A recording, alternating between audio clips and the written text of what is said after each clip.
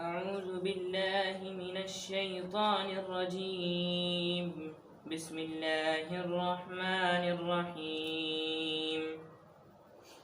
ومن الناس من يتخذ من دون الله أندادا يحبونهم كحب الله والذين آمنوا أشد حبا لله ولو يرى الذين ظلموا إذ يرون العذاب أن القوة لله جميعا وأن الله شديد العذاب.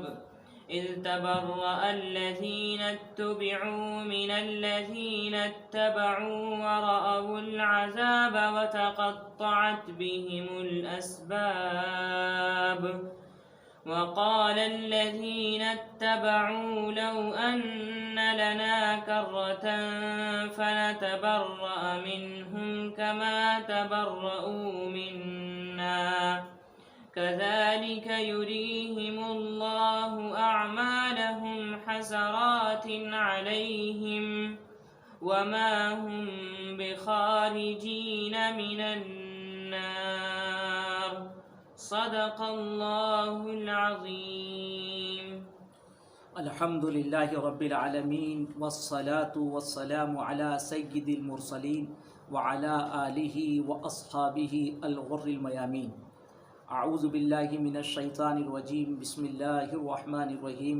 ومن الناس من يتخذ من دون اللہ اندادا یحبونہم کحب اللہ.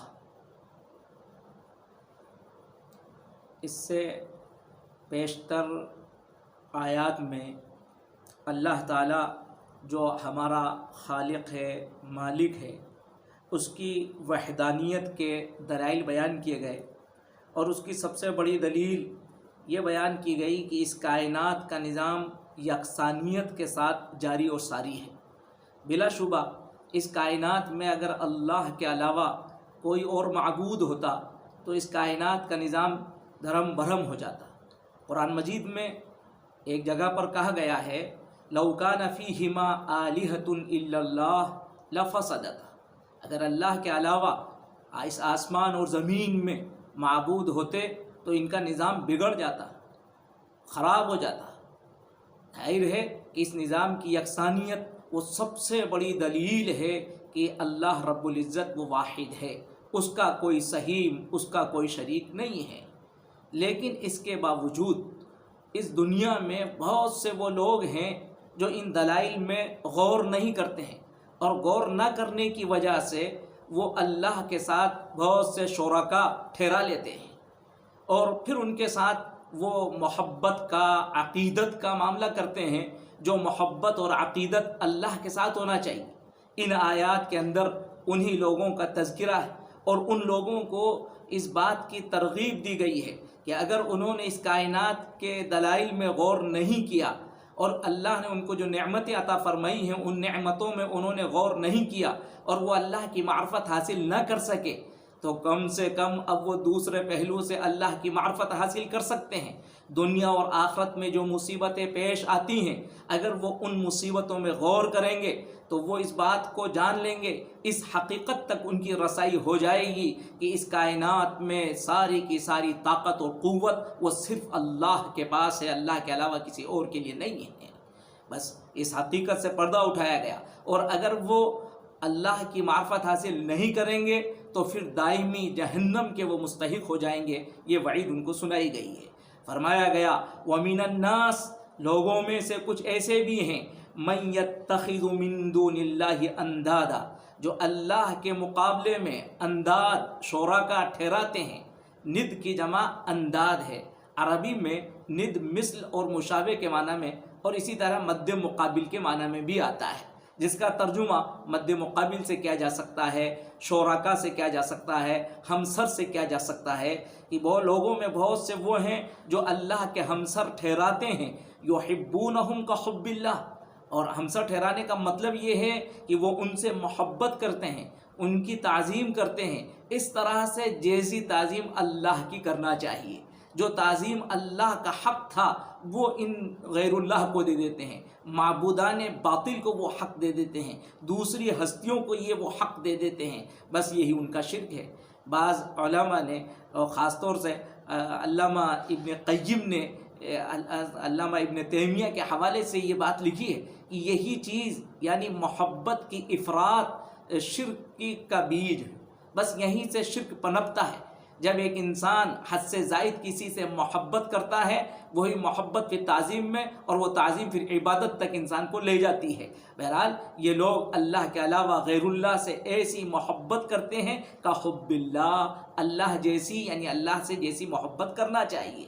والذین آمنوا اشد حبا للہ، اور یہاں اس حقیقت کو بتلا دیا گیا، وہ لوگ جو ایمان لائے یعنی مومنین اللہ سے محبت میں قوی تر ہیں، اللہ سے زیادہ محبت کرنے والے، اشد حبا للہ، اور یقیناً مومن اللہ سے ہر حال میں محبت کرتے ہیں۔ مومن اس بات کو جانتا ہے کہ نفع اللہ کی طرف سے آتا ہے، نقصان اللہ ہی کی طرف سے آتا ہے، لیکن اس کے باوجود وہ اپنے اللہ سے محبت کرتا ہے، اس کی عبادت کرتا ہے۔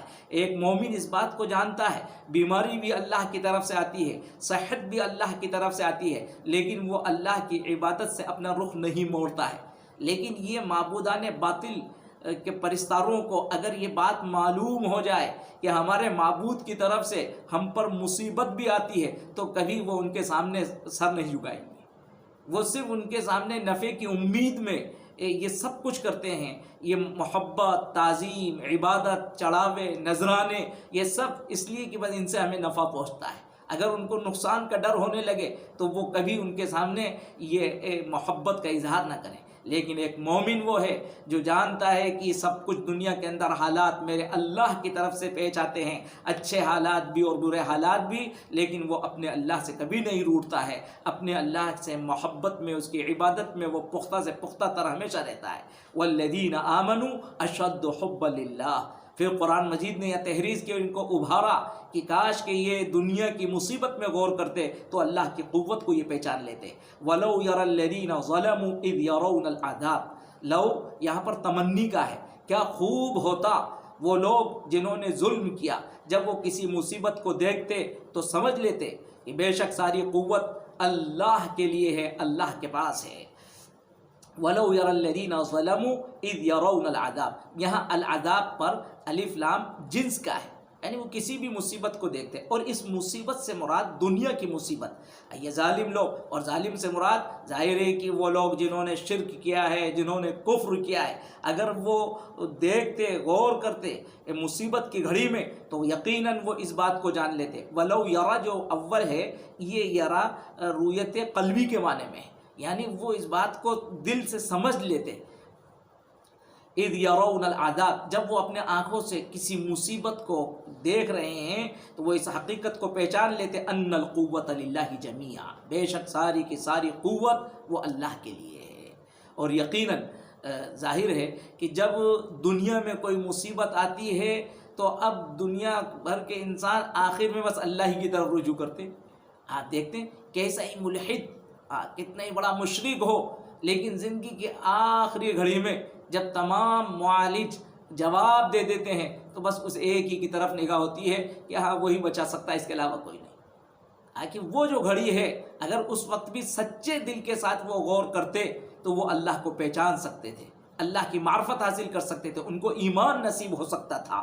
ان القوت للہ جمیعا، اور دنیا کی اس مصیبت کو دیکھ کر وہ اندازہ لگا سکتے تھے، سمجھ سکتے تھے اس حقیقت کو، وان اللہ شدید العذاب، بے شک اللہ سخت سزا دینے والا، سخت عذاب دینے والا ہے۔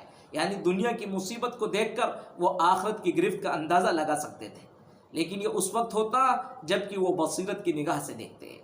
اذ تبرأ الذین اتبعوا من الذین اتبعوا، اذ تبرأ الذین اتبعوا یہ بدل ہے اذ یرون العذاب کا، گویا کہ اس کے پہلے یہ پورا جملہ یہاں پر یعنی محذوف ہے۔ وَلَوْ يَرَى الَّذِينَ ظَلَمُوا اِذْ تَبَرَّأَ الَّذِينَ اتُّبِعُوا، کیا خوب ہوتا وہ لوگ جنہوں نے ظلم کیا غور کر لیتے جب برات ظاہر کریں گے وہ لوگ جن کا اتباع کیا گیا۔ ظاہر ہے کہ اس گھڑی پر اگر یہ غور کرتے کہ یہ گھڑی پیش آنا ہے جبکہ وہ لوگ جن کا اتباع کیا گیا، جن کی بات مانی گئی، من الذین اتبعوا، وہ برات ظاہر کر دیں گے ان لوگوں سے جنہوں نے اتباع کیا تھا، ان کی پیروی کی ہے، ان کی بات کو مانا ہے، وَرَأَوُا الْعَذَابَ، اور جس وقت کی یہ سب کے سب عذاب کو دیکھیں گے، وَتَقَطَّعَتْ بِهِمُ الْأَسْبَابُ، اور ان کے باہمی اسباب یعنی تعلقات وہ ٹوٹ جائیں گے، ان کے سب بندھن ٹوٹ جائیں گے، اور یہ موقع ظاہر ہے کہ آخرت میں آئے گا۔ تو یہ اگر اس آخرت کی مصیبت پر غور کرتے تو یہ اس حقیقت کو جان لیتے ان القوۃ للہ جمیعا، اور اس حقیقت کو جان لیتے وان اللہ شدید العذاب۔ وقال الذين اتبعوا لو ان لنا کرۃ فنتبرأ منهم كما تبرؤوا منا، لیکن آخرت میں اب کسی کا کوئی زور نہیں چلے گا، بس وہاں یہ لوگ جو اتباع کرتے تھے یہ ماں یہی کہیں گے بس زبان سے، وقال الذین اتبعوا، اور کہیں گے وہ لوگ جنہوں نے اتباع کیا، لو ان لنا کرۃ، کرۃ کا مطلب رجعۃ، کہ کاش کو ہمیں ایک کرہ ملتا، ہمیں ایک واپسی مل جاتی، دنیا میں ایک مرتبہ واپس ہم بھیج دیے جاتے، فنتبرأ منہم کما تبرؤوا منا، تو ہم ان لوگوں سے یعنی ہم اپنے سرداروں سے، ہم اپنے معبودوں سے اسی طرح سے برات کرتے دنیا میں جیسا انہوں نے یہاں ہم سے برات کی ہے۔ بس ایک حسرت ان کی یہ ہوگی، حالانکہ یہ کچھ نہیں ہوگا، نہ ان کی واپسی ہوگی اور نہ ان کو برات کا کوئی موقع ملے گا۔ بس اللہ نے فرمایا کذالک یریہم اللہ اعمالہم حسرات علیہم، اللہ اسی طرح سے ان کو ان کے اعمال یعنی ان کی بدعمالیاں موجب حسرت بنا کر ان کو دکھلائے گا۔ بس ان کی بدعملیاں موجب حسرت کا مطلب بس ان کے لیے ندامت بنا کر ان کو اللہ دکھلائے گا، وہاں ندامت کے علاوہ ان کو کچھ نہیں ملنا ہے۔ وما هم بخارجین من النار، اور وہ آگ سے نکلنے والے نہیں ہوں گے۔ وما هم، ماں کی خبر پر جب با آ جاتا ہے تو اس سے تاکید کے معنی پیدا ہو جاتے ہیں، جس سے یہاں تاکید کے معنی پیدا ہو گئے اور یہ بات واضح ہو گئی کہ اب وہ جہنم کے اندر ابدی طور سے رہیں گے، اس جہنم سے اب نہیں نکلیں گے۔ تو اس سے معلوم یہ ہوا کہ کفر اور شرک کا عذاب اتنا خطرناک ہے کہ وہ دائمی ہوگا، اس سے پھر انسان کو کبھی نجات نہیں ملے گی۔ وما هم بخارجین من النار کے اندر یہی وعید سنائی گئی ہے۔ بہرحال ان آیات سے کفر اور شرک کی شناعت معلوم ہوتی ہے، انسان کو ان گھناؤنی عادتوں سے بچنا چاہیے اور اللہ کی معرفت حاصل کرنا چاہیے، اور اللہ کی معرفت حاصل کرنے کے مواقع یہی ہیں کہ کائنات میں یہ دلائل ہیں جو چاروں طرف پھیلے ہوئے ہیں، ان دلائل میں انسان غور کرے تو وہ اپنے خالق کو، اپنے مالک کو، اپنے رازق کو وہ پہچان سکتا ہے، اور خوشیوں میں اگر اس کو اپنا رب نہیں پہچانا جاتا تو وہ مصیبت میں اگر غور کرے تو مصیبت میں بھی اپنے رب کو پہچان سکتا ہے۔ بہرحال ہر موقع سے انسان کو اپنی بصیرت کی نگاہ سے، دل کی آنکھ سے اپنے اللہ کو تلاش کرنا چاہیے، اس کو دیکھنا چاہیے، تو اس کا قرب اس کو نصیب ہوگا۔ اللہ رب العزت ہم سبھی کو اپنی معرفت تامہ سے